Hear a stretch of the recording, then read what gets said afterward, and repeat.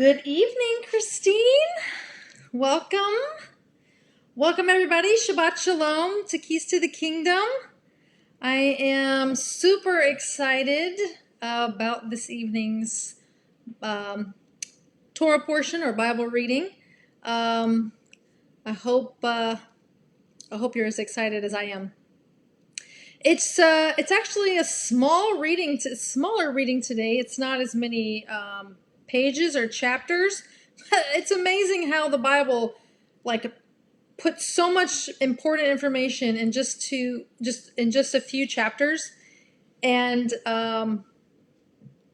we are left to try to decipher what in the world was going on.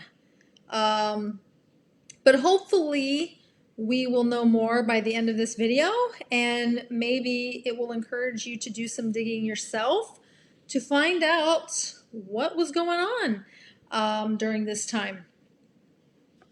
I'm glad you're able to come on a Friday night. I'm not able to do the video tomorrow because it's my mother's 60th birthday. We're having a celebration for her, and so I won't be here tomorrow. So next Shabbat, hey Gina, Shabbat Shalom. Next Shabbat will be on Saturday like we normally do, but tonight we just had to make do with the Friday night. But it is Shabbat, so it's still our Shabbat sit down. I hope you have your Bibles with you so we can start going over everything. But before I do, I want to remind everybody, at the end of this video, we are doing another. I just like to give stuff away. It's just, it's just fun. I like giving away information. I like for people to dig further. You don't have to go into outer space. I mean, I'm not asking you to dig. I'm not asking you to fly away into outer space and get you still want to stay grounded when it comes to information. But it is very important, on the other hand, not to just kind of sit at a shallow level and not dig further, because there's so much more that's interesting that's to be found in the Bible if you haven't started digging already. And so that's why it's fun for me. It's a pleasure for me to give things away because, again, I like to encourage people to be educated, and usually that's with books, but this week I have some DVDs. So these DVDs that I'm going to be giving away at the end of this video are on Noah, the flood, and the Tower of Babel, and the fallen angels. It's a 2-disc DVD set that I'll be giving away at the end of this video, and those are the topics: Noah, the flood, Tower of Babel. And in the video, he also goes over the Nephilim. Let me just write that up here because it is important.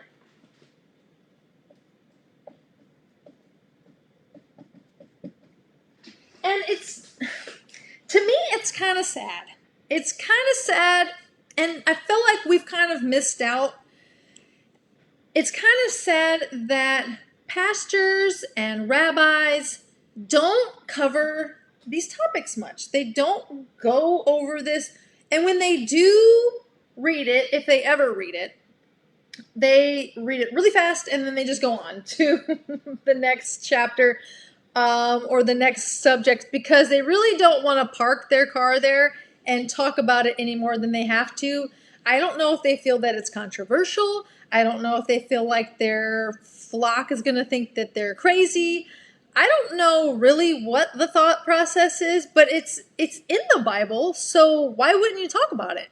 Is it because you don't know much about it? Is it because you don't feel like there's enough information? I just don't know what the thought process is behind a lot of teachers of the word, like teaching from a pulpit, for not covering these things here. And in my mind, it's like really important, guys, because this caused the flood. It caused God to flood the entire earth to kill every human being and every single animal except for the sea creatures. I mean, that just seems like, again, when teachers that are teaching from the pulpit, typically when I say, when I mean like a pastor or a rabbi, it's someone who's not teaching online. They're teaching in front of people in a building, and they have probably a committee that they have to answer to. I don't know what it is. I don't know. I'm not involved in the politics of what goes on inside of a building, and nor have I ever been, and I don't ever want to. But I maybe if you have the answers, let me know. I'm just curious why these things are never discussed in detail. It's like right in the beginning of the Bible, and it's this ginormous event that took place in history. And it's never going to take place again exactly the same way. But Yeshua says, as it was in the days of Noah, so shall it be when the Son of Man returns. Don't you think it's important to know what was going on in the days of Noah? I'm just saying. I think you should go a little bit more in depth there, Pastor or Rabbi. I think you should maybe discuss what was going on in the days of Noah, other than the fact that there was a flood and everybody died. So for me, it's exciting, and I feel like it's kind of sad, but I feel like more people would be interested in their Bibles. I feel like more people would be interested in reading their Bibles because of this information. I feel like if they taught it, people would be more, I'm sorry, I can't think of a better word than they would be more interested in it. They would be more excited about the word. They would be more inclined to dig further, and their zeal for God, I feel like they would be more hot than they would be lukewarm, and they definitely wouldn't be cold, because it brings the Bible to life, and you really understand not just the Bible, but also history. I mean, you have to understand that when you understand the Bible and you understand history together, that's a very powerful thing. When you understand them together, because then you understand why all of the things in history have happened and where they come from and where we are today. So if you don't know what happened in the very beginning and how everything spiraled down from there and how nothing is new under the sun and how it's going to happen again in the end, you're missing so much. And so, yeah, I just think it's sad that a lot of, and particularly the younger generation, they need a little bit more to get them like turned on to God, because let's face it, the younger generation is very consumed with things that don't have a lot of substance, and most of them are not going to have a lot of quote unquote fun just kind of going to church or going to a synagogue and just sitting there listening to somebody. I mean, you've really got to grab their attention, and I feel like they're missing out on some of the exciting parts of the Bible that should be made into like a movie. I'm sure they have. I'm sure there's plenty of them. So anyways, let me know if you're interested. I have 5 to give away. I have 5 of these DVDs to give away. It's a 2-disc set. Again, it covers Noah and his family, the flood, the Tower of Babel, and the Nephilim, the fallen angels, and the giants.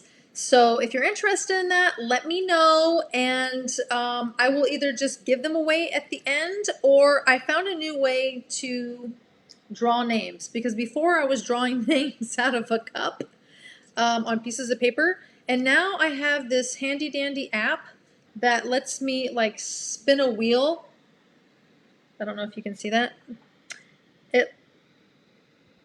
You probably can't see it.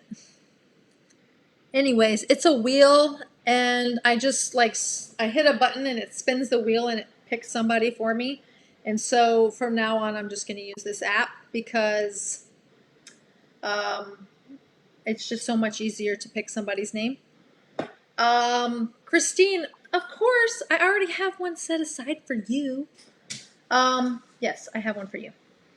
Jessica, good evening. I'm so glad you were able to make it. Yes. Gina, absolutely. You got it. I'm going to write everybody's names down so that I don't forget. And, okay, I'm just going to preface this. It doesn't bother me at all. However, I have shown these DVDs to other people, and for some reason, so the guy who is narrating the DVDs, he has a way of talking that, I don't know, maybe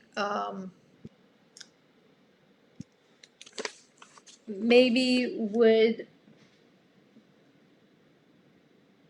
bother you. I'm not sure. It doesn't bother me, so I don't know how to explain it other than the fact that he's very enthusiastic the entire time. I don't know. If you think that the way that somebody talks would bother you, maybe you won't be able to watch it. So let me know. But it doesn't bother me. I actually like the way that he talks. It doesn't bother me at all. I actually like it because I feel like it puts the amount of emphasis that this extreme event deserves. Ooh, I'm going to say that again. I like the way he talks throughout the entire video because he's putting the same emphasis. He puts the same amount of emphasis on everything that he says, and I like that because everything that he's talking about, all of these things, in this DVD set that I'm going to give away, he's giving it the amount of emphasis that I feel like it deserves because this was a major event that occurred in history. And I just think that I think he does a good job of narrating the video. So I don't know if you'll be bothered by it. Hopefully you're not.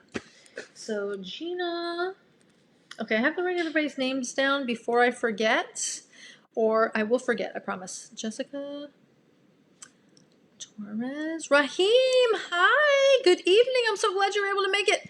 Okay, Raheem, I have your name down. Gina, Jessica, Christine. Did I miss anybody? Let me just go back and check. No. Okay, good.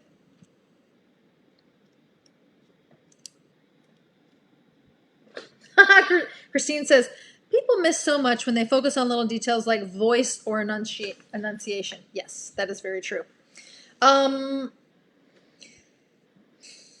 I like the way he does it. It doesn't bother me. I have no problem with it. Other people might not. But I also have a very long attention span. I fear that people with short attention spans can't watch anything for a long period of time, so it doesn't matter who's narrating the video. I can sit for hours and watch, and I can sit for hours and read, and I could sit for hours and listen to someone talk about the word.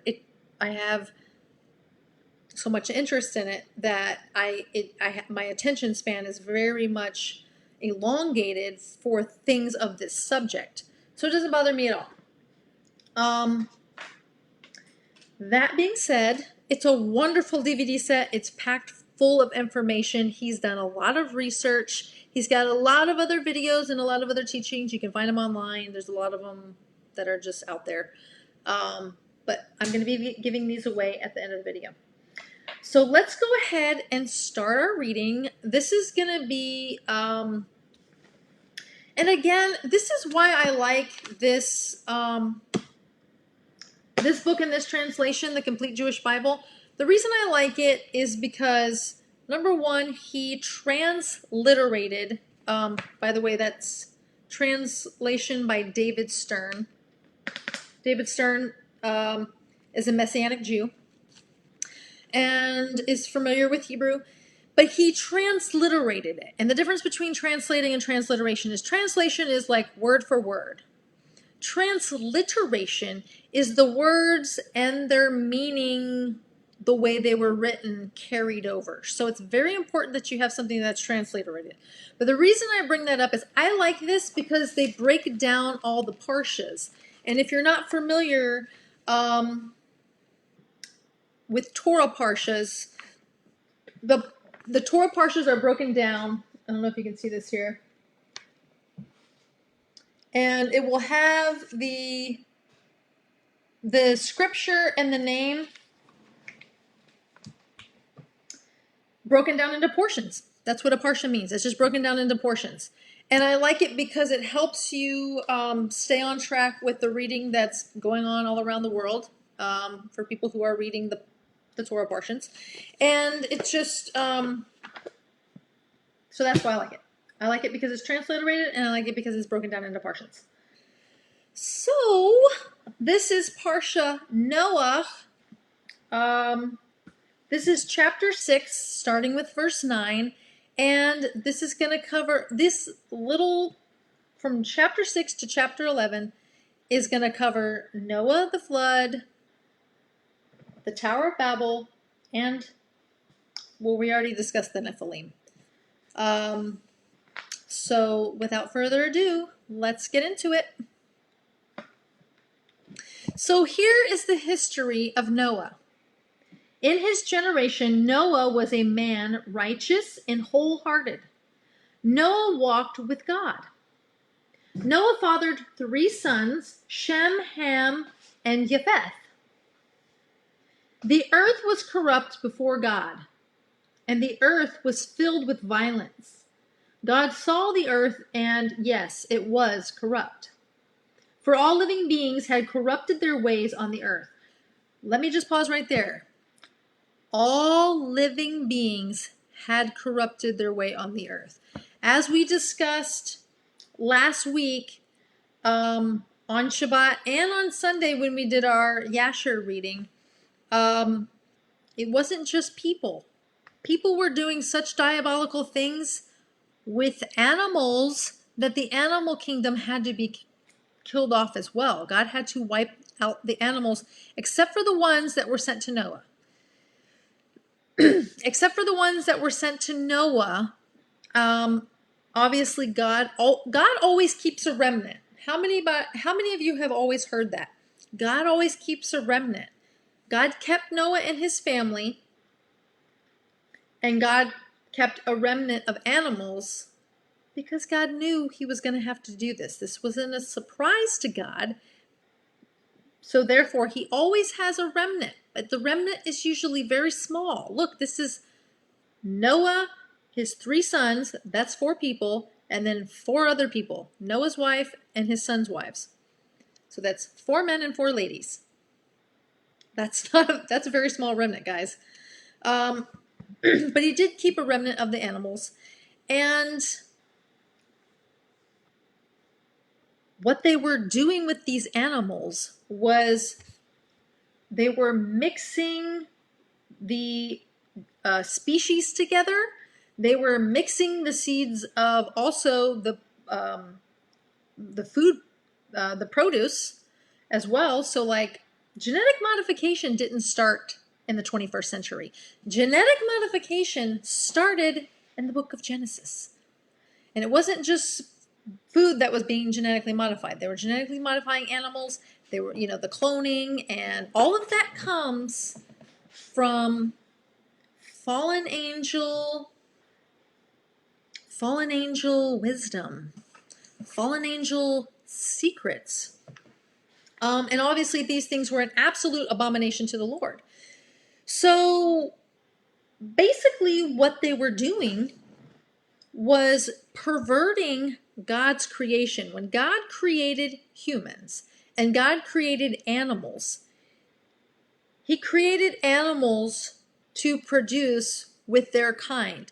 You will notice that animals will never produce or even mate with an animal that's not of their kind. Why? Because God put in them the laws of nature, which is that you are not to create or co-create or mate with other species.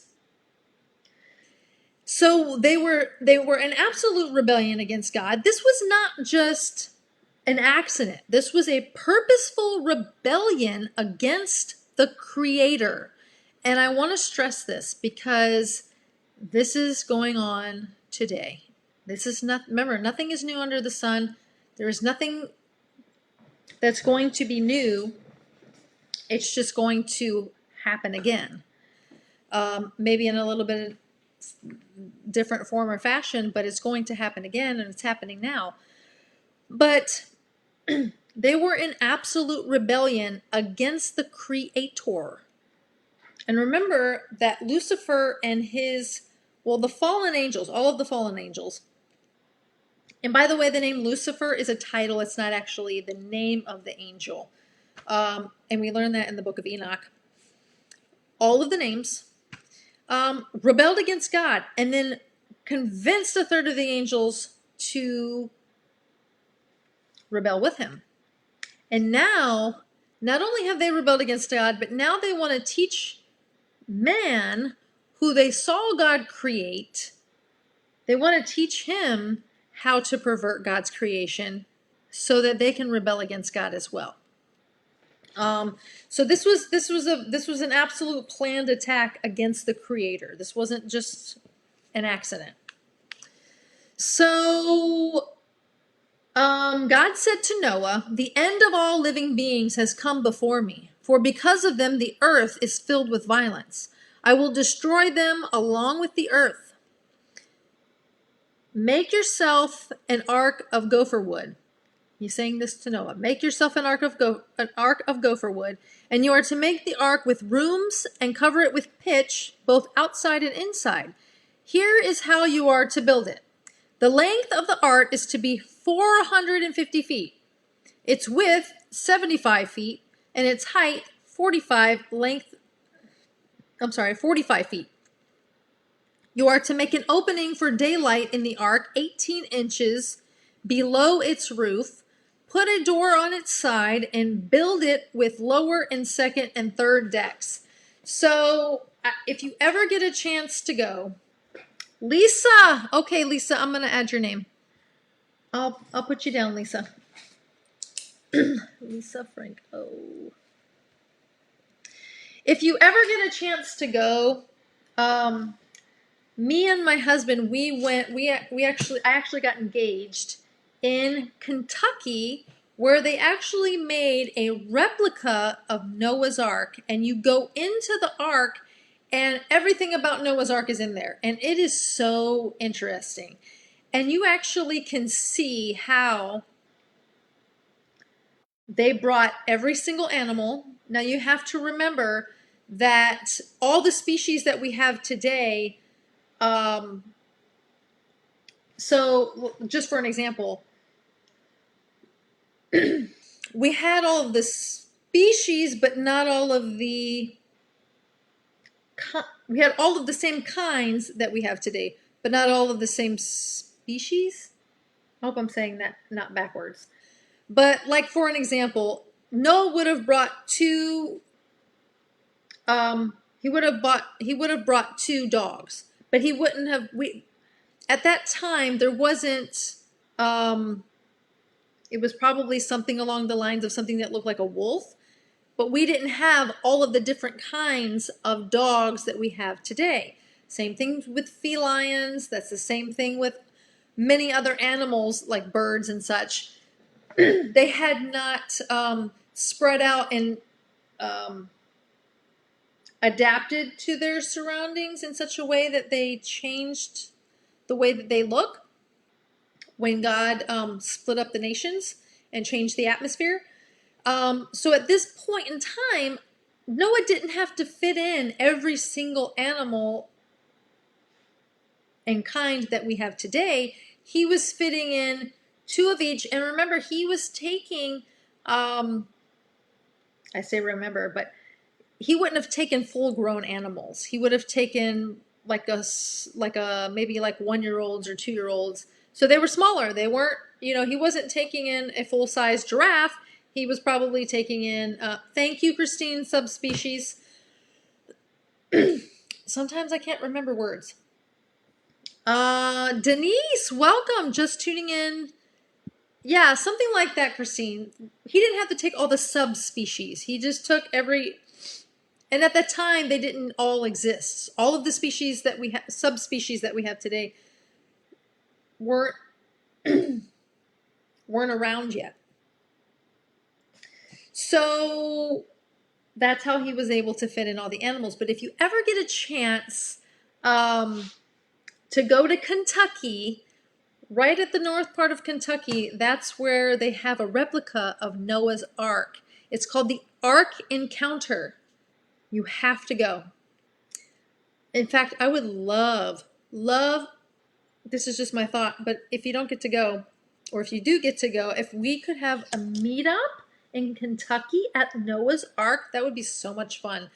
But they really go into detail. They go into so much detail as to how they were preparing the food and how they could have cleaned up all the waste from all the animals and dispelled it out of the ark. It was so detailed and so precise that you just know, like I had goosebumps the entire time. And there was like 3 or 4 levels. It's a lot of walking. You have to spend the entire day there. But you have to go. It's called the Ark Encounter. It's in Kentucky. It's totally worth it. Okay, so let's see here. So he's telling him how long it's going to be, where to put the door.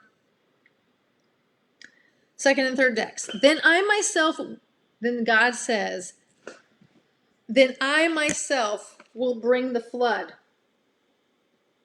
of water over the earth to destroy from underneath heaven every living thing that breathes.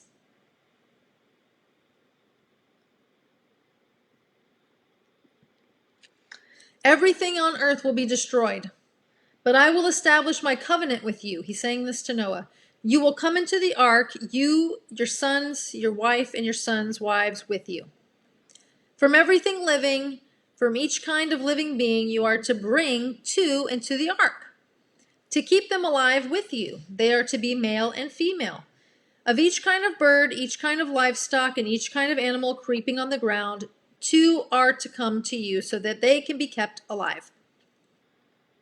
Also take from all the kinds of food that are eaten and collect it for yourself. It is to be food for you and for them. So that is what Noah did, and he did all that God ordered him to do. So he's asking him to bring in 2 of each animal and all the food that you're going to need and they're going to need to eat. So chapter 7 says, the Lord said to Noah, come into the ark, you and all your household, for I have seen that you alone in this generation are righteous before me. And you're going to see, if you get one of these DVDs, you're going to see that, because he explains it, that I'm pretty sure he does in this DVD, when you study the Hebrew of when it says, I have seen that you alone in this generation are righteous before me, that it seems to indicate that Noah wasn't just a righteous man that followed God. But it also indicates that Noah's DNA had not been tampered with. Noah's DNA had not been tampered with angel DNA, and it had not been genetically modified. And this is very important because once you genetically modify something, once you alter it, you have now formed something that was not in the will of God. You have now formed something that is perverted.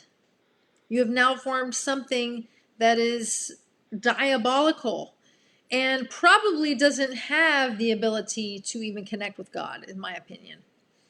So it's very interesting. Because we read that and we think, he was just a righteous man. He was just reading his Bible. He was just following God's commands. And he was a righteous man, but again, it also indicates that his DNA had not been tampered with. And you'll see throughout history after the flood, how many times do you see how important is genealogies and DNA? You'll see that that's very, very, very important after the flood. In fact, right after the flood, we get into all of the genealogies of everybody coming from Noah. And from there on out, DNA and bloodlines are very important because they absolutely believed that and knew that your DNA made you who you are. Your DNA made you who you are. And there could be something that's favorable in your DNA, and there could be something that's unfavorable. In this particular instance, it wasn't just an unfavorable characteristic. It was fallen angel DNA or genetic modification. And those things were extremely unfavorable because they were in complete rebellion against God's creation. They were trying to taint God's creation. And Rahim, that's important. You should say that again. Again on this earth. So keep that in mind moving forward. Why it's so important. Why the DNA is so important. And again, you'll also see in the genealogy of Yeshua, of Jesus, his lineage is listed so that you know exactly where his DNA came from. God is in our DNA and wants to remember it. And it's just something to keep in mind.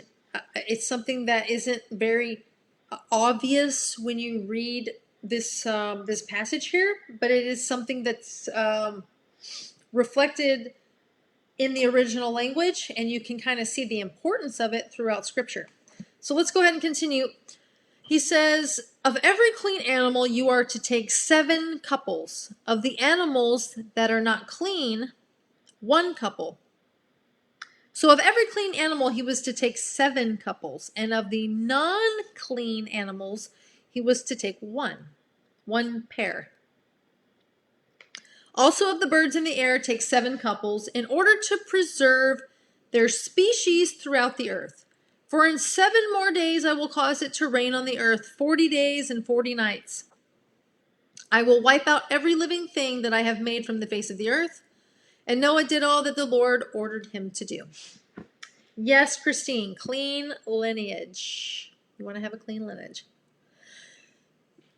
But I do believe that God also knows how to breed. What do I mean by that?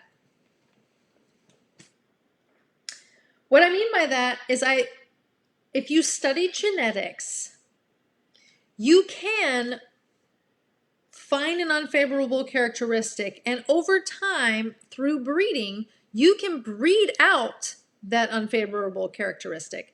And I do believe that God has, over time, allowed Israel to be scattered into the world, part of them brought back and scattered again, as a means of not just theologically spreading God's message, not just verbally spreading monotheism, but also physically mingling with the nations so as to breed with the nations so that she could receive, in other words, God was breeding out unfavorable characteristics within the nations.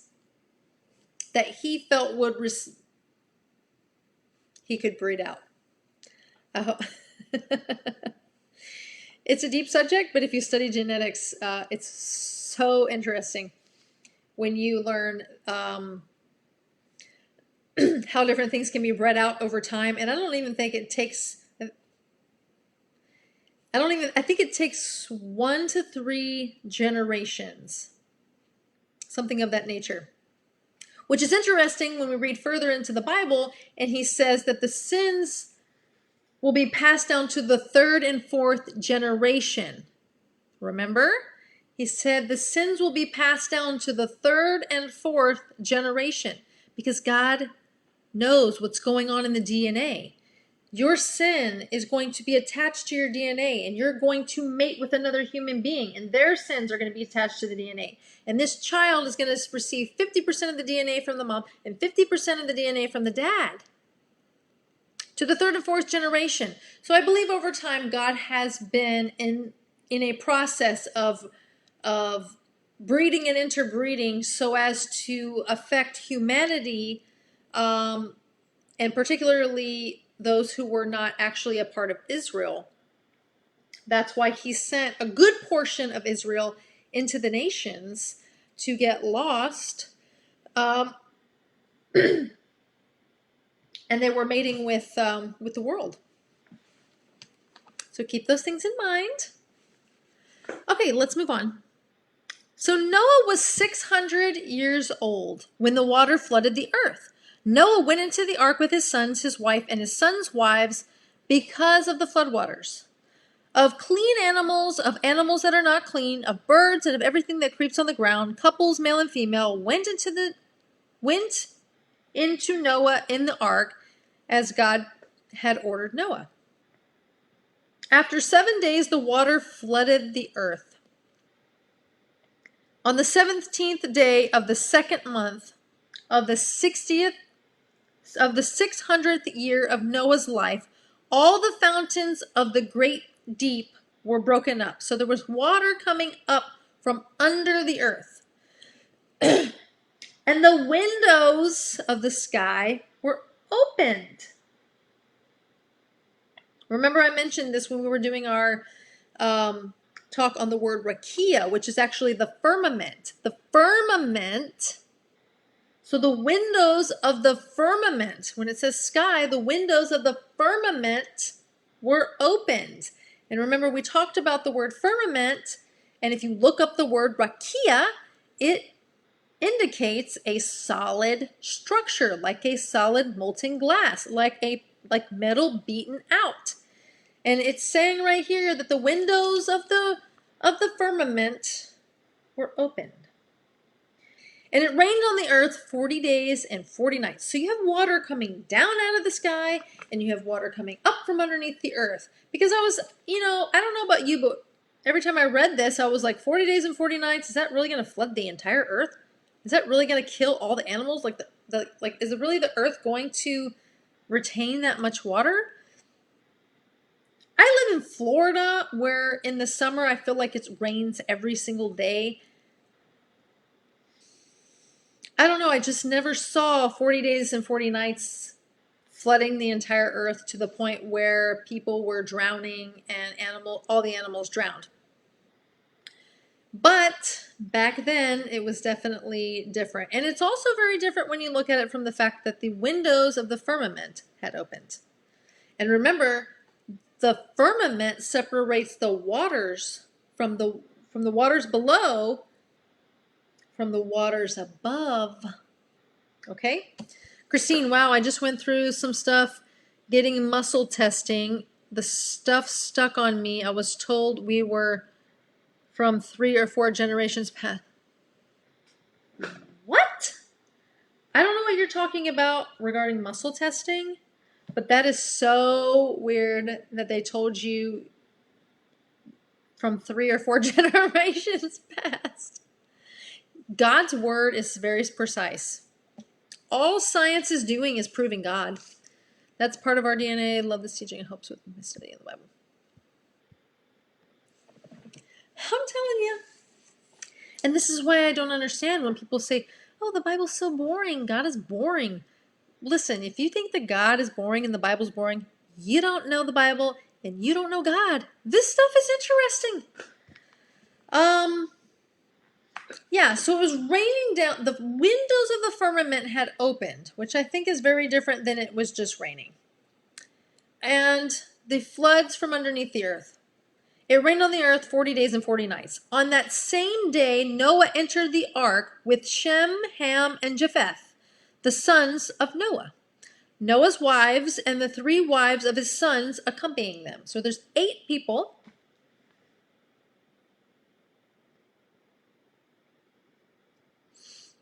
They and every animal of every species, all the livestock of every species, every animal that creeps on the ground of every species, and every bird of every species, all sorts of winged creatures. They went in to Noah and the ark, couples from every kind of living thing that breathes. Those that entered went in, male and female, from every kind of living being, and God, as God had ordered him. This is my favorite part. I think it's all my favorite part, but this is a really good part. As God had ordered them. So Noah and his family, all of the animals are going inside, okay? And listen to this. And the Lord shut him inside. So Noah, his family, all the animals go inside of the ark. And there's one door on the side of the ark. So it's saying that the Lord shut him inside. So it's saying that the Lord caused, probably by some sort of wind, to shut the door and shut them inside. I'm telling you, listen, when you watch this, like, it gives me chills. And when you go to Kentucky and you see the ark and you see they have a massive door. My husband and I told you I got engaged in Noah's Ark at the Ark Encounter in Kentucky. And we took a picture together by the ginormous door that God himself shut. I think that's so beautiful. And the Lord shut him inside. He shut the door behind them. It's so beautiful. Yeah, Christine, you're gonna have to go in depth with me regarding that in Messenger. Yes, thank you. Because that sounds very interesting. So the Lord shuts them inside himself. The flood was 40 days on the earth. The water grew higher and flooded the ark and floated the ark, so that it was lifted above the earth. The water overflowed the earth and grew deeper, until the ark floated on the surface of the water. The water overpowered the earth mightily. All the high mountains under the entire sky were covered. The mountains were covered. Does anybody understand how high the mountains are? The mountains were covered. That's why I just do not believe it was just rain pouring out of clouds for 40 days and 40 nights. It says the windows of the firmament were opened. And according to the Bible, the firmament separates the waters below from the waters above the firmament. Above the firmament. Above the firmament.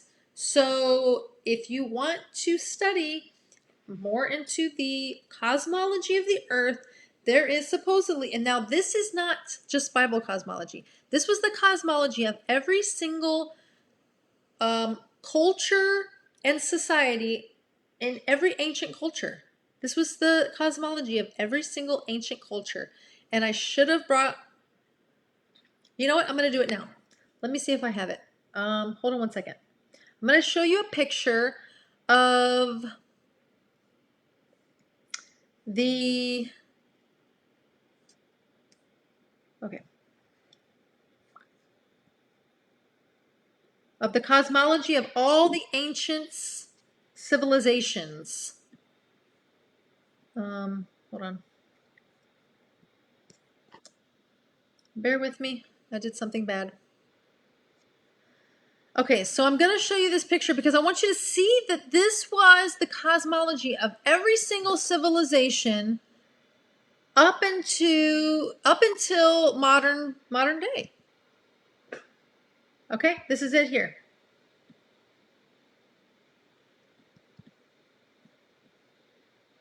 I want to keep this big for you so that you can see.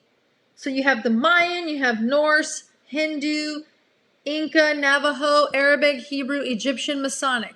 Do you notice anything about all of these cosmological designs for every single ancient culture and society? They're all the same. It's a dome enclosure. It's a dome enclosure, but it's not a sphere. Spinning thousands of miles, catapulted around the sun, and the sun is catapulted around, come on, millions and millions and millions of galaxies. This is what they tell us. Do they really know that? Give me a break. But anyways, up until like the 1500s, this is what the cosmology, well, even after that, but it wasn't until the 1500s that someone, I can't remember his name, hypothesized that the Earth could be revolving around the sun and it could be a sphere. That was only hypothesized up until the 21st century when we supposedly had proof that the Earth was a sphere and not a dome like this right here. So this is the cosmology that was always known, and this is also biblical cosmology. This is the cosmology that is described in the Bible. If you read the Bible and also the book of Enoch and other sources as well, the sun revolves around the earth. Well, not really around the earth, but it revolves within the earth, as does the moon. So you have the moon and the sun rotating inside of the domed enclosure. But the dome is considered the firmament.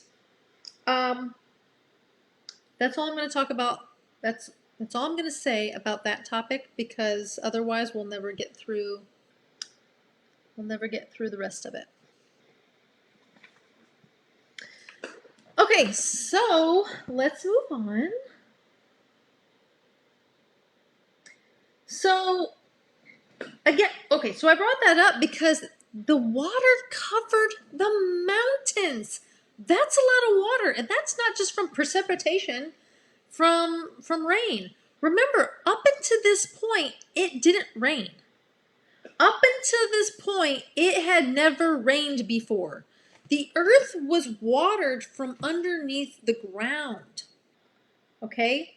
It's very hard for us to imagine because even at this point, all of the land masses were together. It wasn't multiple land masses. This was before the earth was divided. So it was one giant landmass. And the earth was watered from underneath. It was like springs coming up from underneath the ground to water everything. So you didn't even need rain. But guess what? It wasn't until the flood when God opened up the windows of the firmament, and there's waters above the firmament, and all of this flood waters came down. It wasn't just like, oh, it's raining outside. Oh, I wish it would stop. It's like been 40 days now. It's like keeps raining. No, this was enough water to flood the earth, kill all the animals, kill all the humans, and the water was up to the top of the mountains. So it wasn't until after the flood that we have the rainbow and we have rain. And now God made it to where we had to pray for rain. Why did God design it to where before the flood we didn't need rain, and now after the flood we have to pray for rain? Because now we're going to have to really work on this relationship with God. We're going to really have to try our best to connect with Him, because now sin is moving God further and further away from humanity. And it's through prayer and this dire necessity of needing rain that we're going to draw closer to God. And it's through needing food that we're going to be forced to pray to God and try to draw nearer to Him, since our sins have so separated us from Him. Do you think it's a shield around the dome? The firmament is it a shield around the dome? Well, that's what makes it a dome, is the firmament. Although we do know there's a Van Allen belt, which is a radiation belt outside of the earth. I don't know. I don't have all the answers. I'm just telling you what I know and what the Bible says. I'm just giving it to you as food for thought. Food for thought. Is this what the Bible says? Just think about it. So the water covers the mountains. Wait. The water covered the mountains by more than 22.5 feet. The mountains were covered. 22.5 feet. All living beings that moved on the earth perished. Birds, livestock, other animals, insects, and every human being. Everything in whose nostrils was the breath of life. Whatever was on dry land died. He wiped out every living thing on the surface of the ground. Not only human beings, but livestock, creeping animals, and birds in the air. They were wiped out from the earth. Only Noah was left, along with those who were with him in the ark. The water held power over the earth for 150 days. 150 days. Okay, now we're in chapter 8. God remembered Noah, every living thing, and all the livestock with him in the ark. So God caused a wind to pass over the earth, and the water began to go down. Also, the fountains of the deep and the windows of the sky were stopped, and rain from the sky was restrained, and the water came back from completely covering the earth. It was after 150 days that the water went down. On the 17th day of the 7th month, the ark came to rest on the mountains of Ararat. And just so you know where the mountains of Ararat are, it's in Turkey. And to this day, there is a structure on the mountain of Ararat in Turkey that looks like it could very much be the Ark of Noah. I wish I had a picture for you. I'm just not prepared. But you can look it up. Just look up Noah's Ark in Turkey, and you'll find pictures. They've gone there. They're not allowed to excavate it, but they can do sonar technology to get pictures of it. But when they measure it, it's supposedly the exact measurements that are in the Bible of Noah's Ark, and it's on Mount Ararat. So God causes the ark to rest on the mountains of Ararat, which is in Turkey, modern-day Turkey. The water kept going down until the 10th month. On the first day of the 10th month, the tops of the mountains were seen. After 40 days, Noah opened the window of the ark, which he had built, and he sent out a raven, which flew back and forth until the water had dried up from the earth.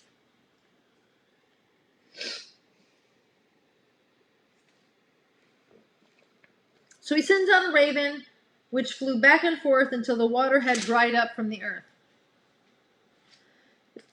Then he sent out a dove to see if the water had gone from the surface of the ground, but the dove found no place for her feet to rest. So she returned to him in the ark, because the water still covered the whole earth. He put out his hand, took her, and brought her to him in the ark. He waits another 7 days, and again sends the dove out of the ark. The dove came into him in the evening, and in her mouth was a freshly plucked olive leaf. So Noah knew that the water had cleared from the earth. He waited yet another 7 days and sent out the dove, and she returned to him no more. just so you are, I'm just going to give you another little bit out of this DVD. I'm pretty sure it's in this DVD. Sometimes I don't even remember where I get information from, but I just remember that it was there and I found it. So,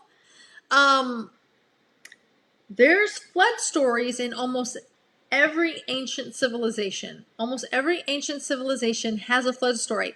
And what's interesting, oh, this is also where I saw it, is at the Ark Encounter at Noah's Ark in Kentucky, where my husband and I got engaged.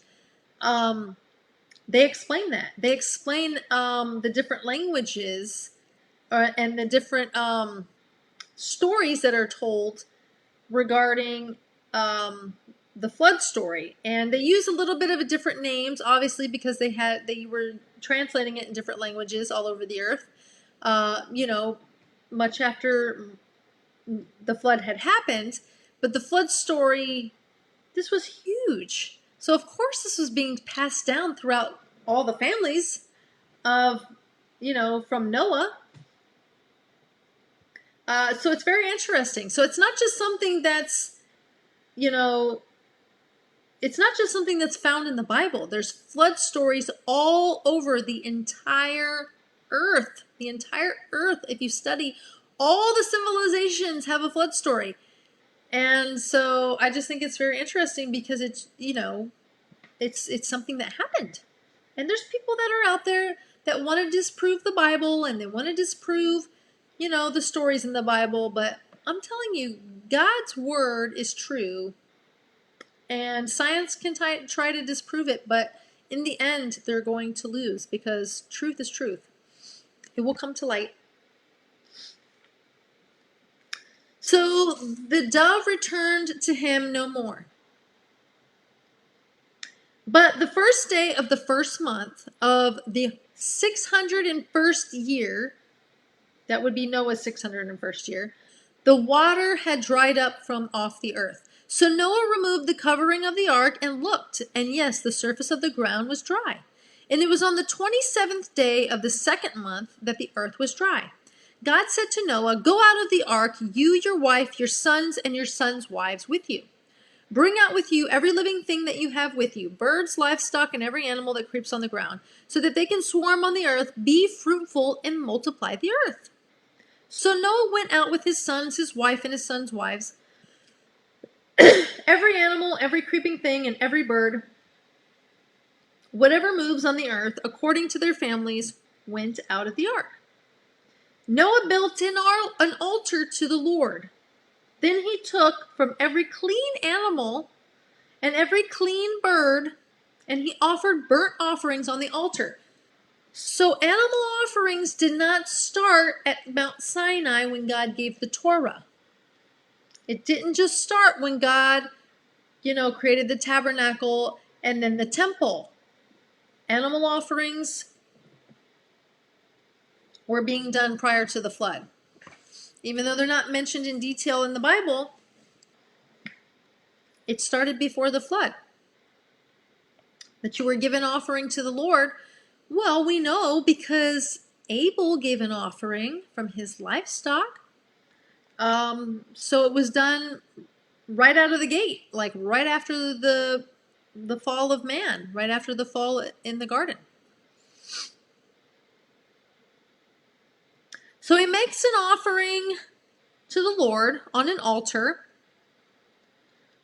And notice here, it was clean animals. It was not unclean animals.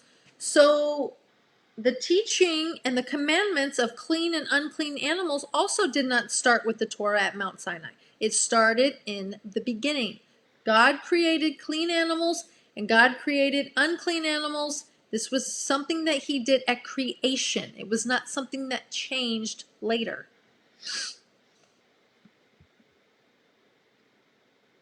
So he made burnt offerings on the altar. The Lord smelled the sweet aroma, and the Lord said in his heart, "I will never again curse the ground because of humankind, since the imaginations of a person's heart are evil from his youth."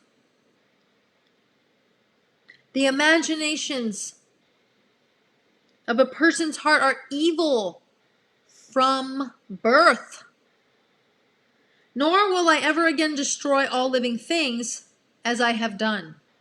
So long as the earth exists, sowing time and harvest, cold and heat, summer and winter, day and night will not cease. So God was promising, I'm never going to flood the earth again. I'm not going to flood the earth again. Chapter 9 says, God blessed Noah and his sons and said to them, be fruitful and multiply and fill the earth. I have to stop right there. God was not suggesting to them, okay? God commanded them. This was a commandment from God to be fruitful and multiply the earth. It was a commandment, okay? The fear and dread of you will be upon every wild animal. Prior to the flood, animals did not fear human beings. Human beings and animals very much coexisted. In fact, most animals were coexisting. Up until the fallen angels had tainted the animal kingdom, I should say. With the exception of the whatever type of remnant God left of the animals, they didn't fear man. But now after the flood, the atmosphere changed. A lot of things changed after the flood. God literally changes the atmosphere to the point where animals fear humans and humans don't live as long. And a lot of that has to do with the atmosphere. It has to do with the atmospheric conditions. This is why they were living for hundreds of years, and now after the flood, you're going to see their lives start to dwindle down to 120 years. And no man can live past 120 up to this day. So it says, be fruitful and multiply and fill the earth. The fear and dread of you will be upon every wild animal, every bird in the air, and every creature populating the ground, and all the fish in the sea. They have been handed over to you. Every moving thing that lives will be food for you. Every moving thing that lives will be food for you, just as I gave you green plants before. Now I give you everything. Only flesh with its life, which is its blood, you are not to eat. You are not to eat animals with the blood in it. So you're not supposed to eat an animal while it's alive. You're supposed to slaughter it. And you're not supposed to eat an animal's blood with its flesh.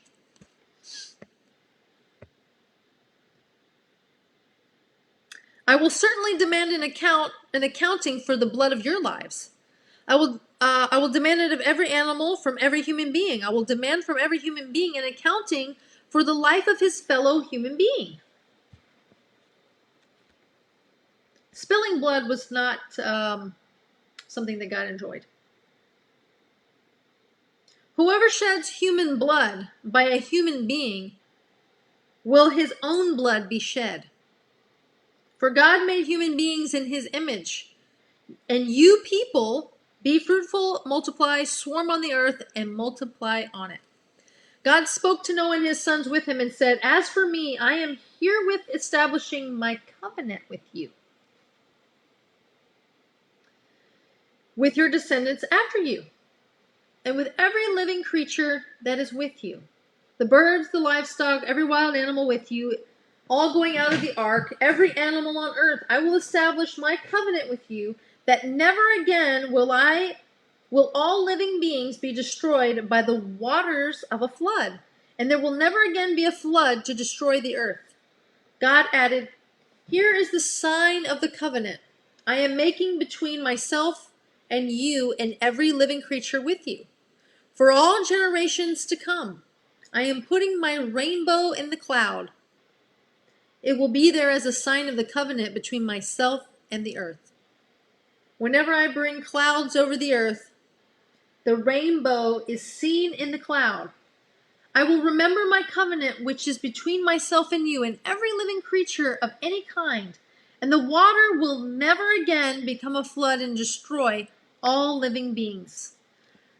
The rainbow will be in the cloud so that when I look at it, I will remember the everlasting covenant between God and every living creature of any kind on the earth. So here God is giving you a sign of the covenant. It's almost like how we read about the Shabbat. The Shabbat is a sign of the covenant as well. The Sabbath, God said, is a sign between me and you. Hold on.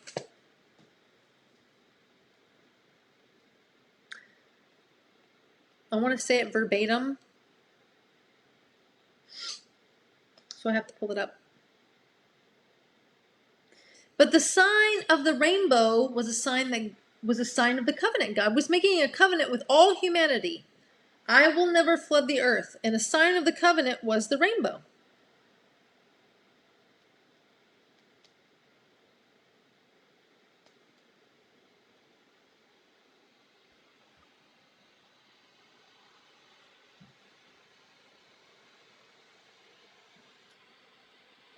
Yeah, here it is right here.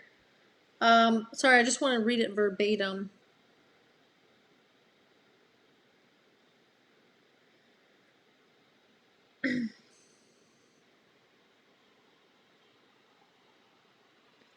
Of course, I can't find it as quickly when I'm trying to find it. Surely my Sabbaths you shall keep, for it is a sign between me and you throughout your generations, that you will know that I am the Lord who sanctifies you. So I just wanted to make that parallel, how God says that the rainbow was a sign of the covenant, and how the Shabbat is also a sign of the covenant. That God is the one who sanctifies us. So God says to Noah, this is the sign of the covenant which I have established between myself and every living creature on the earth. The sons of Noah who went out from the ark were Shem, Ham, and Japheth. Ham is the father of Canaan. These three were the sons of Noah, and the whole earth was populated by them. Noah, a farmer, was the first to plant a vineyard. He drank so much of the wine that he got drunk and lay uncovered in his tent. There's a lot of debate of how and why Noah got drunk. Surely Noah was also probably depressed because every single human being and animal had been wiped off of the face of the planet. There was no one else around. It was all dependent on him and his family. Like, Noah had to repopulate the planet with him and his family. You want to talk about putting a lot on a man's shoulders? Noah had to repopulate the earth all by himself with his little tiny family, 3 sons and 3 daughters and his wife.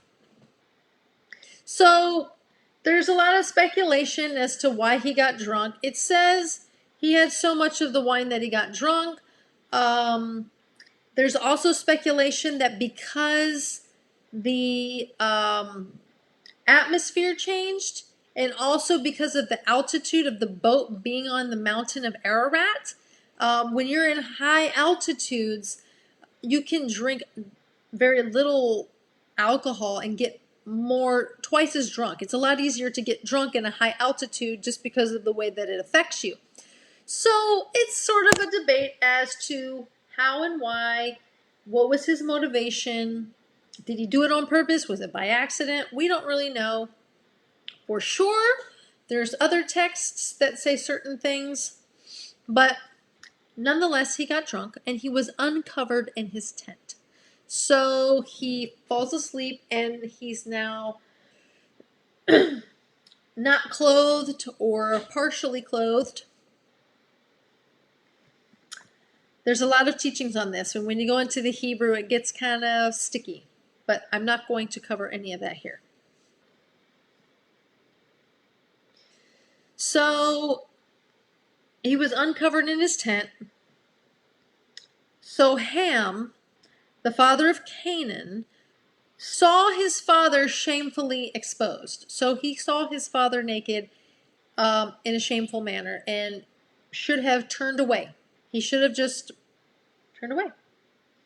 Saw him shamefully exposed, went out and told his two brothers. So he sees his father exposed, and there's something in him that prompts him to go tell his two brothers. almost like Ham had an evil inclination from the get-go. Like, Ham was the child that inherited the evil inclination. He was inclined to evil. He was inclined to that which was not godly. We also read some of that last week in our Jasher study as well. So he goes out and tells his two brothers, check this out, what Shem and Japheth do. Ham sees his father and goes and tells his brothers, look, Dad's naked. Look what I saw. Shem and Japheth, they take a cloak, pull it over both of their shoulders, and they walk backwards and went to cover their naked father. Their faces were turned away so that they did not see their father lying there shamefully exposed. So it's almost like when you see something, in other words, when you're looking upon sin and something takes hold in you to where you think that the sin is a good thing, or when you look upon something that's inappropriate and you are okay with that, or you even want to perpetuate it and bring others in to join you. That's what Ham did. But you see how the two brothers, knowing that it was inappropriate to look at their father, knowing that it was inappropriate to gaze upon him, were modest in their motivations and were modest in their actions of putting the cloak on their backs and moving backwards so that they couldn't see him to cover him up. So they did the right thing. Their faces turned away so that they did not see their father lying there shamefully exposed. When Noah awoke from his wine, he knew what his youngest son had done to him. He said, cursed be Canaan. So this is where things get a little bit weird. Canaan was the son of Ham. So it was actually his grandson. But in Hebrew, you don't refer to your grandchildren as your grandchildren. You actually call your grandsons your sons. Everybody is your son. Everybody that's down from you is your son or your daughter. There was no calling them a granddaughter or a grandson. So there is a lot of speculation around what actually happened and why he cursed Canaan instead of Ham. Cursed be Canaan, he will be a servant of servants to his brothers. Then he said, blessed be the Lord, the God of Shem. Canaan will be their servant. May God enlarge Japheth. He will live in the tents of Shem, but Canaan will be their servant. After the flood, Noah lived 350 years. In all, Noah lived 950 years. Then he died.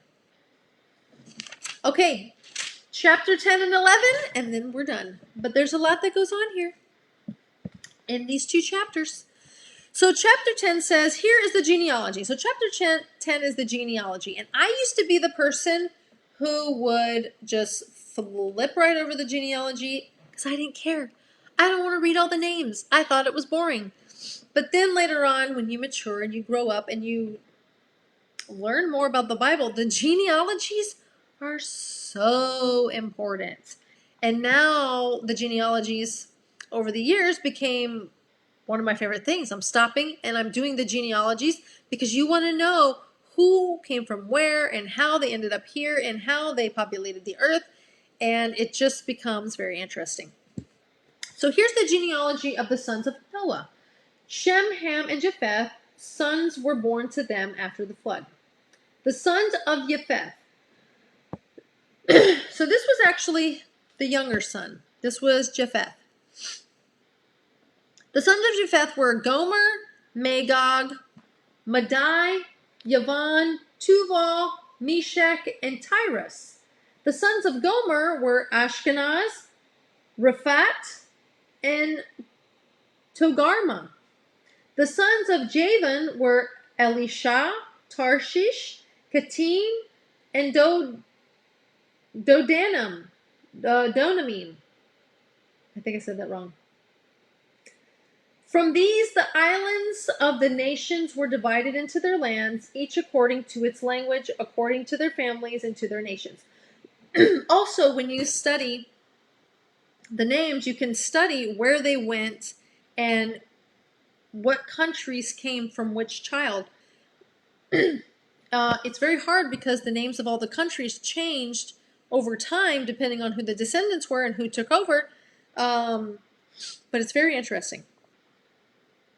And it's also time consuming. The sons of Ham were Cush. Cush is also known as Ethiopia.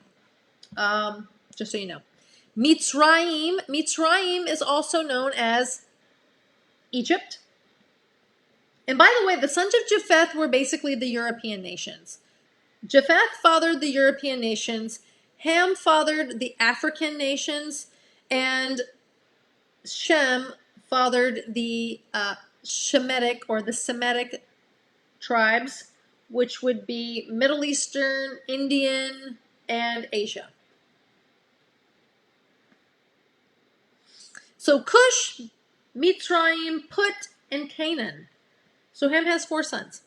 The sons of Cush were Sheva, Havilah, Savat, Rama, and Savatka. The sons of Rama were Sheba and Dedan. Cush, so remember Cush was the father of, this was the area of Ethiopia, okay? And Cush is the brother of Canaan, not Canaan himself. Cush fathered Nimrod, and Nimrod is a very important figure in history, and up until this day, Nimrod has influenced a lot of where we are today, and so has the building that he built. Cush fathered Nimrod, who was the first powerful ruler of the earth. He was a mighty hunter before the Lord. Remember, there's a link between hunters and farmers. Remember, Cain, no, I'm sorry, not Cain. Oh, that's weird. I'm sorry, Jacob and Esau, Isaac and Ishmael. Esau, remember, Esau was a mighty hunter, and Jacob was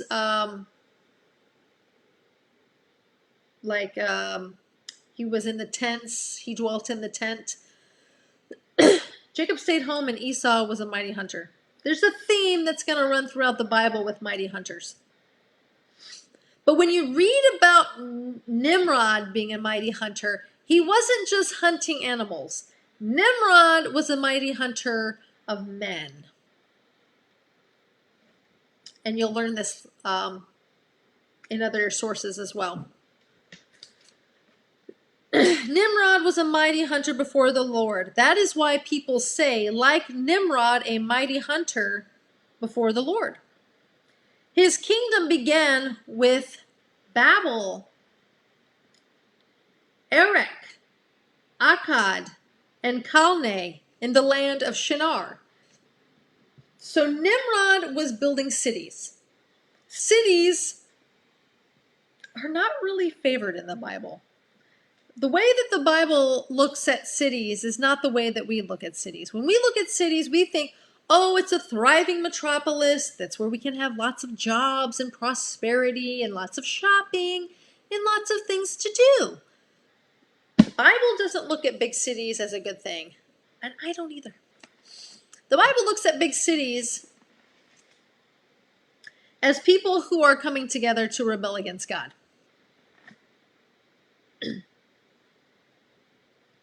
So he fathered these cities in the land of Shinar. Asher went out from the land and built Nineveh. The city Rehovot, Kelach, and Resen between Nineveh and Kelach. That one is a great city. Mitzrayim fathered Ludim and the Anamim, the Levahim and the Nafutim, the Patsrushim and the Kasluhim,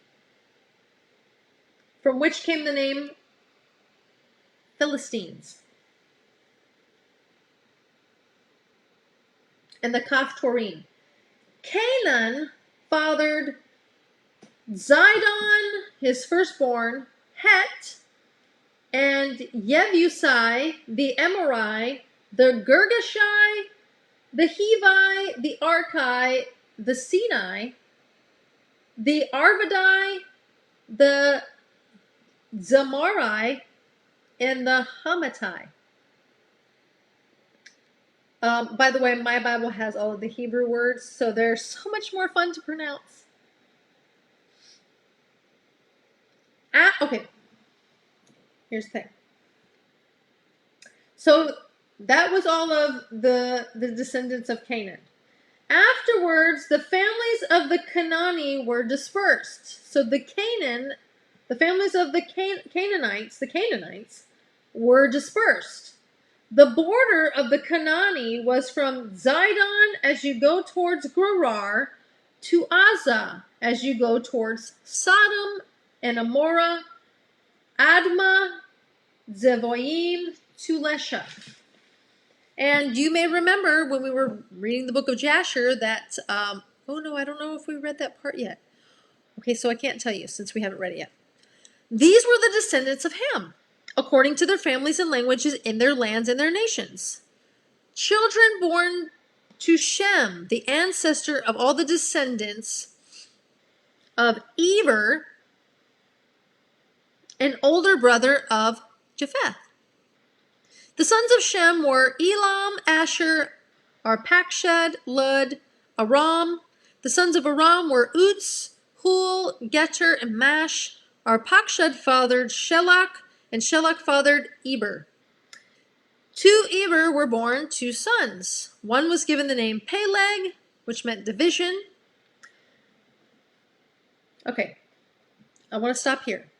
So Eber is known as the father of the Hebrews. So the Ebers or the Hebrews, he's the father of the Hebrews. You will see that name attached to these people because they descended from Eber. But look at this. He bore two sons. One was given the name Peleg, which meant division. Because during his lifetime, the earth was divided. Remember how I said the earth was one landmass at one time?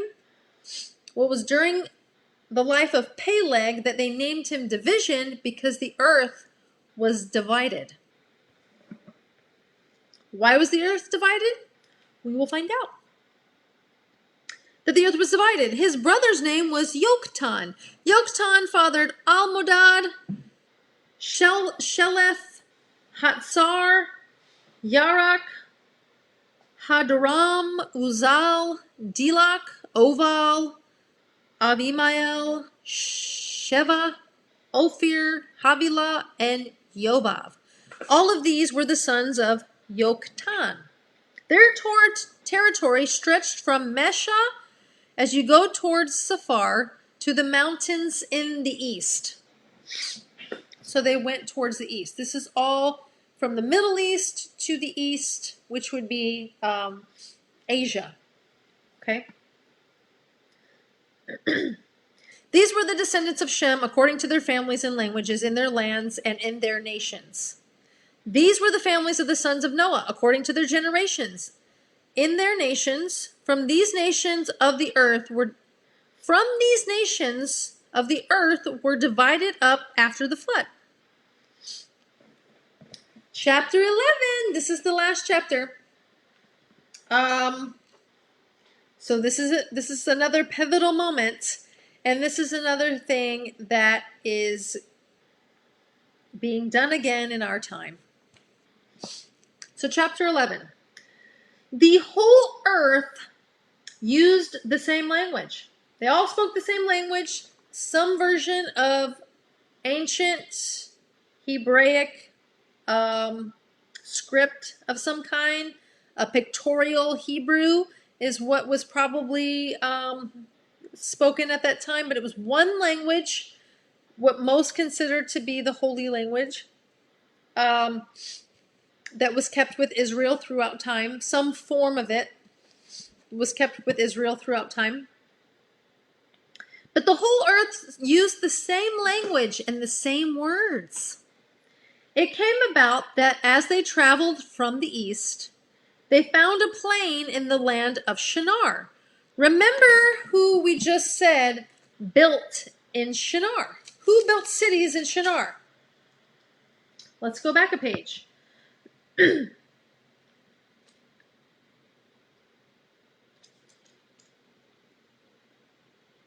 This was Nimrod.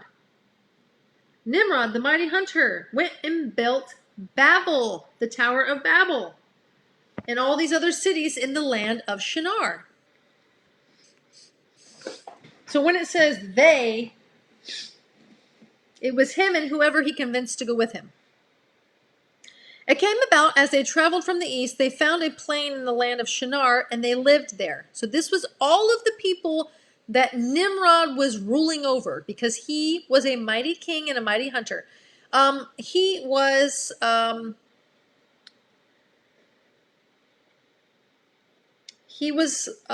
a Nebuchadnezzar on steroids, like a pharaoh, that nature. They said to one another, "Come, let's make bricks and bake them in the fire." So they had bricks for building stone and clay for mortar. Then they said, "Come, let's build ourselves a city with a tower that has its top reaching up to heaven." So you have to remember here, God told them to be fruitful and multiply and spread out upon the face of the earth. And this is another reason why cities were considered a negative thing in the Bible, is because people were coming together instead of spreading out over the earth. God said, "Be fruitful, multiply, and spread out over the face of the earth." But they are coming together to build a city with its tower that has its top reaching into heaven, so that we can make a name for ourselves and not be scattered all over the earth. They were rebelling against God. And you will see as we do the studies in our other texts, the fallen angels, the Nephilim. The fallen angels who had created prior to the flood, these Nephilim, these giants, okay, who were half human, half angel hybrids, okay, these are the ones that were still rebelling against God. So they were either having help with the fallen angels again, but they weren't breeding. There's never a mention of angels ever breeding again with man. It is hypothesized that the wives that were given to Noah's sons may have had contaminated DNA, and it's very plausible that it was Ham's wife who had Nephilim DNA. Because remember, it says there were giants and Nephilim on the earth in those days and afterwards. And obviously, as we continue reading through the Bible, giants are appearing. So let us build a building reaching to heaven, make a name for ourselves, and not be scattered all over the earth. They were in complete rebellion against the commandment of God. God said, "Be fruitful, multiply, spread out over the face of the earth." And they said, we don't want to be scattered. You have to understand, too, God had just flooded the entire earth. So now, out of fear, because they're not following God. These are not God followers. They're not holy people. So they feared God. They didn't walk with God. So they had a fear that he might do something again, even though he just promised them. He promised and made a covenant that he would never flood the earth again. But they wanted to make a name for themselves, which is pride, and they wanted not to be scattered all over the earth, which was fear. And these two things, fear and pride, are not a good. These are not good qualities to have. This is not a good combination. The Lord came down to see the city and the tower the people were building. The Lord said, "Look, the people are united, and they all have a single language. And see what they are starting to do? At this rate, nothing they set out to accomplish will be impossible for them. It will not be impossible for them. Come, let's go down and confuse their language so that they won't understand each other's speech. Let's confuse their language. This is where languages came from after the Tower of Babel. So from there the Lord scattered them all over the earth, and they stopped building the city."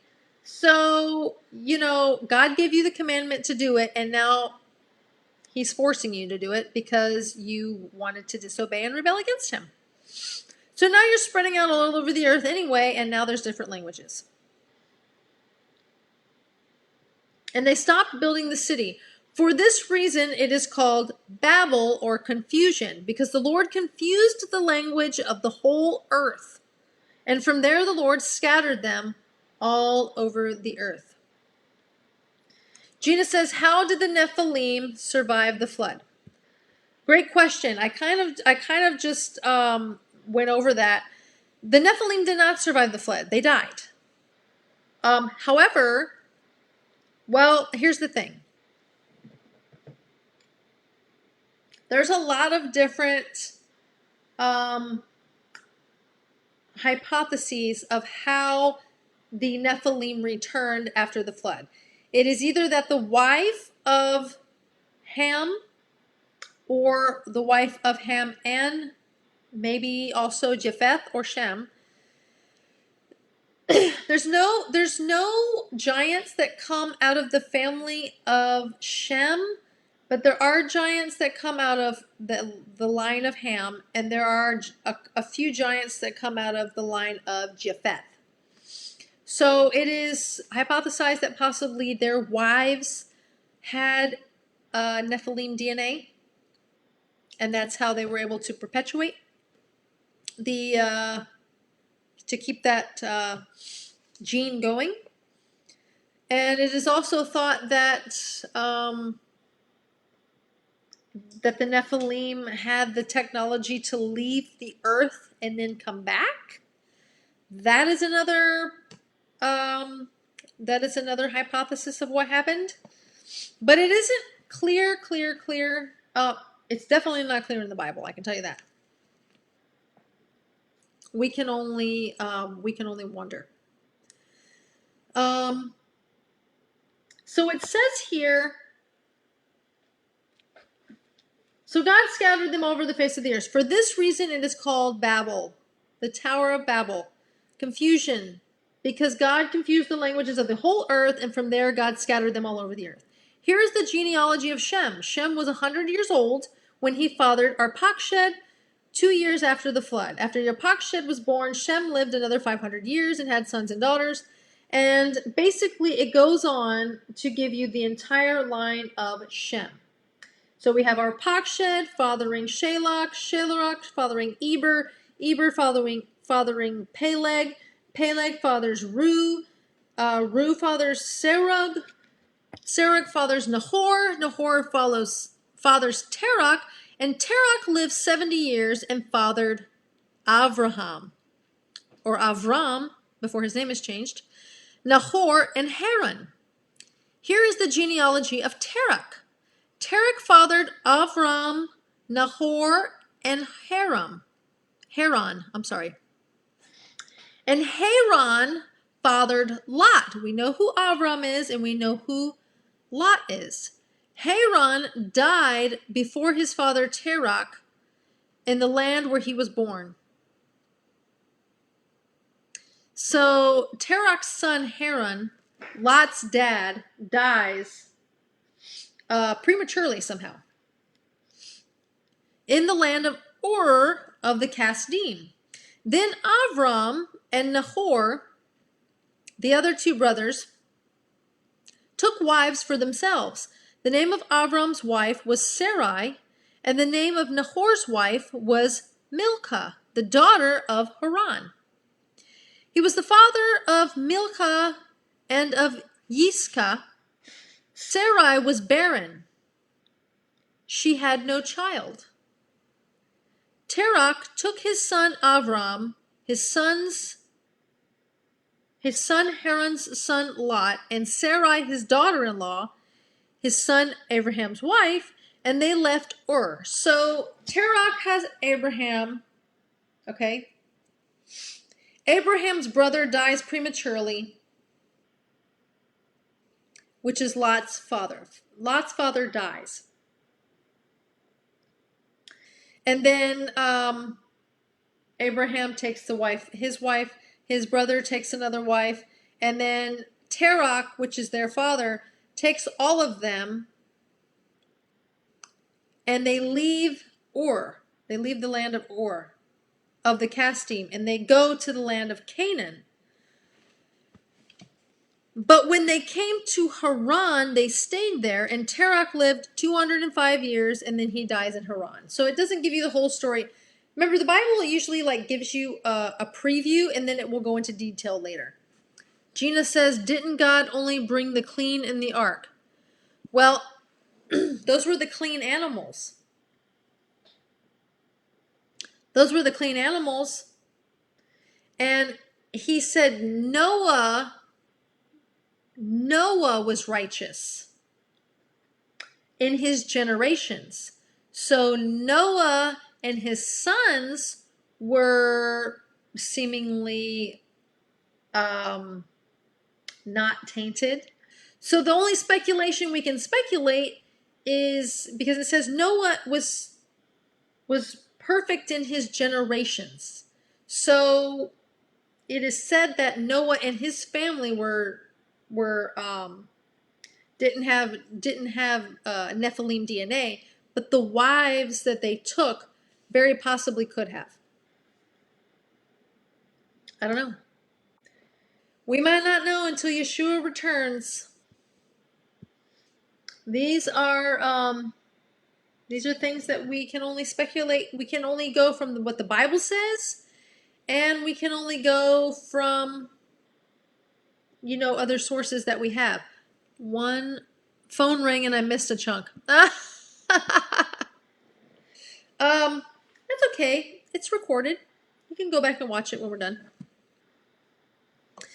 But that's the end of our study, guys. It's finally, now we're getting down to Abraham, or Avram is his name before it's changed. So Abraham, and then Terach takes the family from the land of Ur, because Terach and his family, Abraham and his family, they were all in the land of Ur, and then eventually they leave and they go to the land of Canaan. But it's actually God who tells Abraham to leave and go to a different land. And we'll see that later when we go into actually our next reading, which is going to be next Shabbat. So, 1, 2, 3, 4, 5. 1, 2, 3, 4, 5. So, as of right now, I have exactly 5 names. So, that's who I'm giving the DVDs to, because you were kind enough to be here with me, interested enough to be here with me. Those 5 names that I have, I don't even have to do a drawing. I got exactly 5 names. How crazy is that? So Gina, Jessica, Rahim, Christine, and Lisa, private message me your addresses and I will get these DVDs out to you.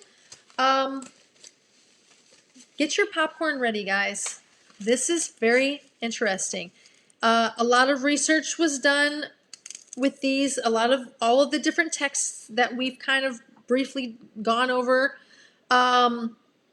is going to be in these 2 DVDs. The first one is more like the whole flood and everything during the flood. And then the second DVD has to do with the Tower of Babel.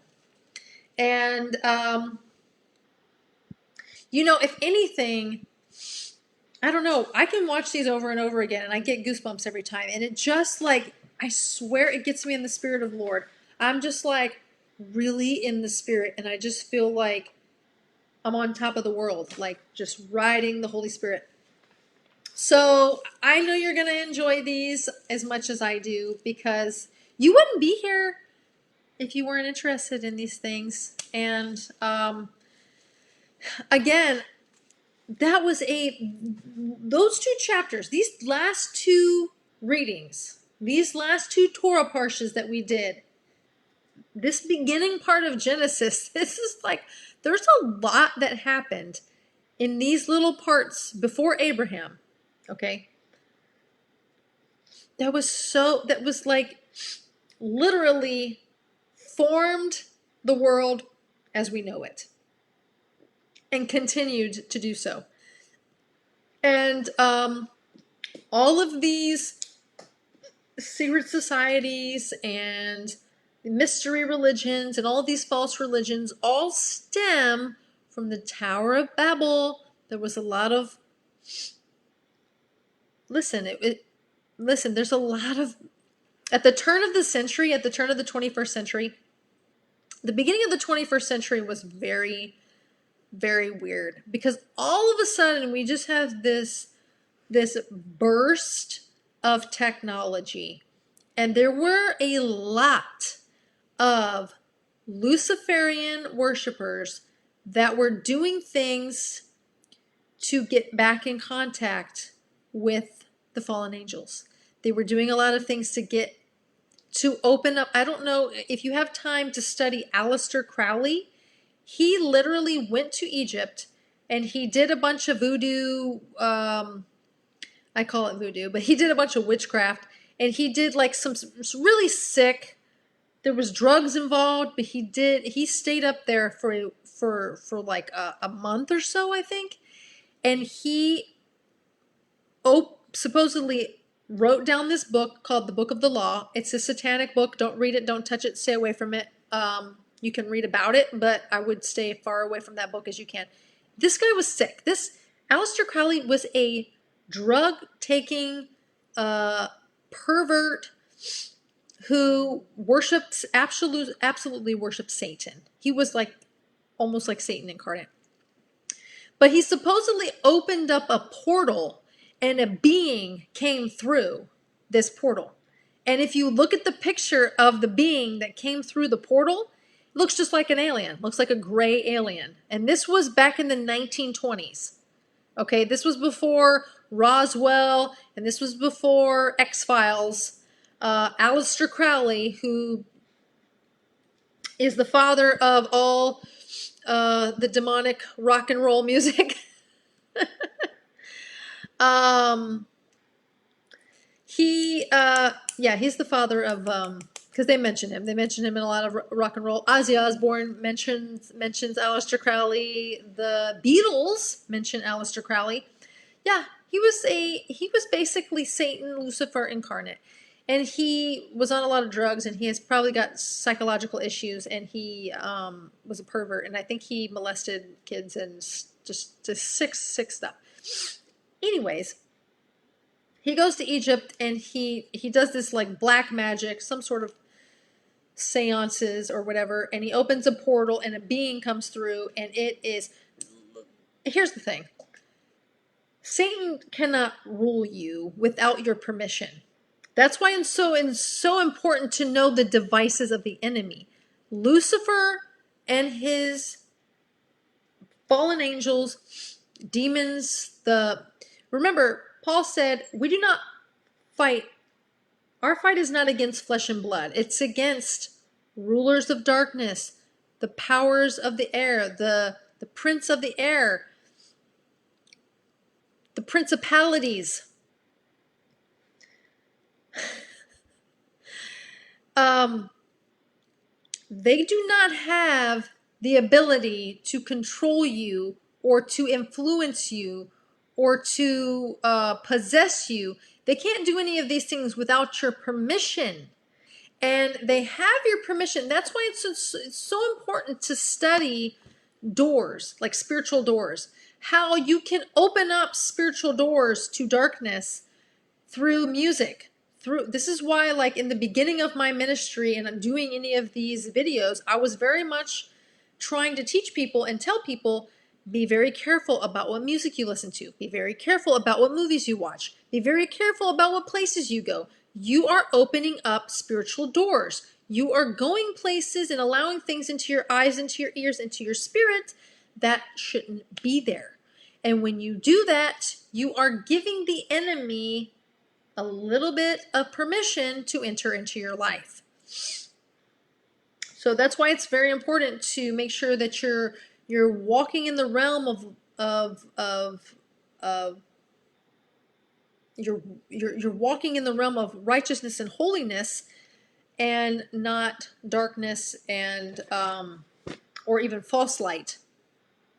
I won't get into that, but you want to be careful about opening up doors, because these beings in the realm of darkness does not have any control or power over you unless you give it permission. And so much has been taught to people that is causing them to live their lives, that is giving the enemy permission to do things in their lives, and they don't even know it.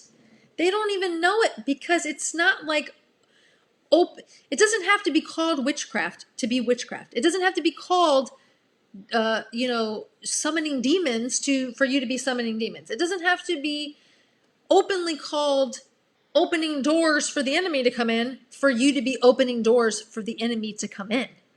And that's why it's so tricky. And that's why one of the main things that I want to get across to people is the devices of the enemy and how he works through music and the entertainment industry and things that are very subtle that you might not even recognize. And sometimes it's through sometimes it's through clothing. Clothing maybe that you had when you were not saved. This is something that you're still putting on your body. There's an energy to it. There's an energy that's in things that are around your home. Things like that. Sometimes you want to do a good house cleaning and make sure that there aren't things in your home that are giving the enemy any foothold. I don't want to give the enemy any foothold. Yes, Gina, he is deceitful. He is the deceiver of all deceivers. And so yes, very subtle. We want to be very careful, because he spins lies with truth. And that's how he's able to deceive. If it was obviously evil, of course we would be like, no, I'm not evil, I'm not going to do it. But when it's subtle, when it's not obviously evil, then he is very he's very easily able to deceive the populace, the peoples, the sheeples. So keep all of these things in mind. We're going to go over them more when we go into the book of Enoch and we go into more of the reading of Jasher. But I'll be with you again next Shabbat. Send me your addresses. Gina, Jessica, Raheem, Christine, and Lisa, please send me your addresses so I can get these out to you. I'm going to get these out to you this week, so you can kind of still be in the spirit of Noah. And if I get them quick enough, I can probably get them out tomorrow. Not tomorrow. I could probably get them out Sunday, the latest Monday. So send me your addresses and I'll get these out. God bless you. Enjoy your Shabbat. Enjoy your weekend. And I might be with you on Sunday nights. We might be doing a continuation of our Jasher reading, and we'll probably get into the book of Enoch. So hope to see you then. If not, we'll see you next Shabbat. Have a great evening, and God bless you.